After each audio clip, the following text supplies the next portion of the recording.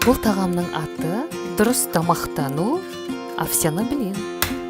Құрамына 2 жұмыртқа, 3 ас қасық геркулес, 50 мл сүт және банан ірімшік.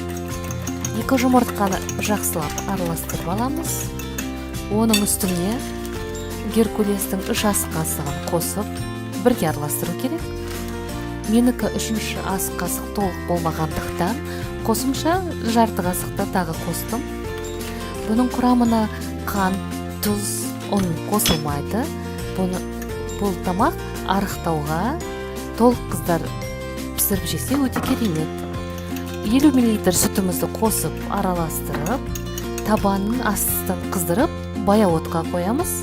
Бетін кішкене майлап жағамыз табанның бетін. Дайындаған құйып, бір бетін пісіріп, асты піскеннен кейін екінші жағын араластырып пісіреміз. Және де үстіне сәндеп, әркім өз қалағанша сыр мен бананды қоямыз. Бұл әрі тез дайындалады, тойымды, тоқ жүресіз. Жасап жеп көріңіздер.